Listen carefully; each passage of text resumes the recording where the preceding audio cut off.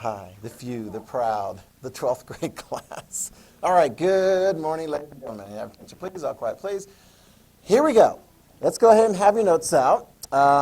We are going to continue looking at good guys, bad guys. Okay? So, and I'll have that as a required thing for you guys to watch. I'll give you the link, CNN Cold War episode number 17.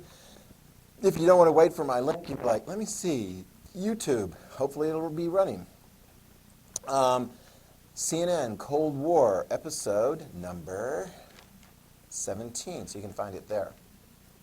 We got through a bunch of the stuff before, talking about, like, for example, let's get to it, the wars between Israel and Egypt, right? Where Egypt kept trying to beat Israel in the Six-Day War. Egypt failed, so did Jordan, so did Syria. The 1973 Yom Kippur War, Israel won again against Egypt and Syria in this instance. And just make sure you have this written down, just as kind of a follow-up.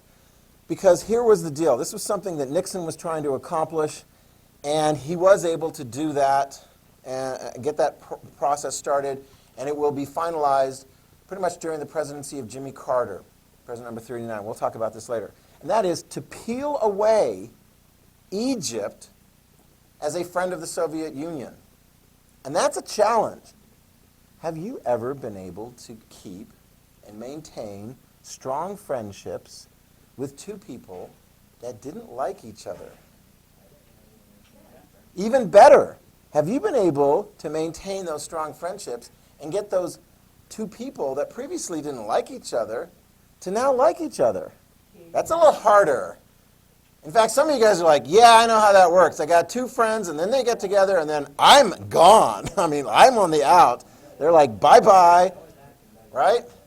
It's like you introduce like the love of your life to one of your best friend ever, and then they go off and spend some time together, and you're like, this is not okay. This is not fair. Anyway, so Israel and Egypt are brought together as friends of the United States. What is it going to take during the time of Nixon? Because Egypt's like, we can't rely on the Soviet weaponry to help beat Israel. And don't just blame the Soviet weaponry. Israel knows how to fight. Although, do you have that in your notes? Israel definitely has very good, like modern, super modern weaponry from the United States and a lot of financial support. So what do you suppose if Egypt does leave the orbit of the Soviet Union, and it'll happen actually during the time of Anwar Sadat. Egypt, in the 1970s, is going to become a friend of the United States. What do you suppose the United States wants from Egypt in return for our friendship? To be friends with Israel. Write it down. You'll see this later on your notes. To be friends with Israel, to make peace with Israel.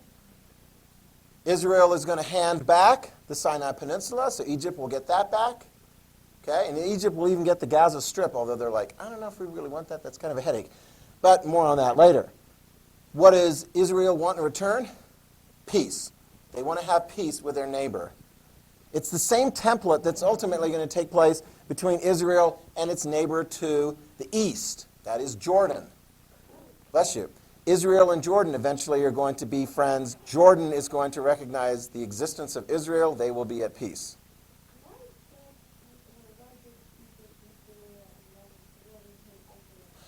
It was kind of like they're looking around and they're like, because that territory had been controlled by the British. In fact, you know, Jordan and Syria and so forth, they had all been controlled by the British and the French after World War I.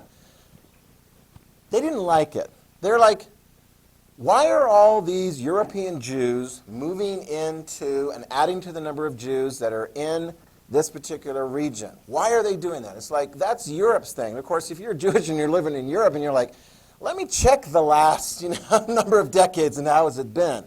Not so good. So there were a lot of Jews that were motivated from Europe to come to this new state, like the old territory that they had as a country a long, long time ago, and make it as a country. The United States helped Israel come into existence. A lot of the Arab neighbors around there are like, we didn't like this, we're not consulted, we're going to try and put an end to this. We've got more people, we've got a lot of soldiers, we're going to put an end to it. How did that work out? Lost in 48, lost in 56. lost in 67, lost in 73. Eventually it's like, I guess that neighbor's not going anywhere.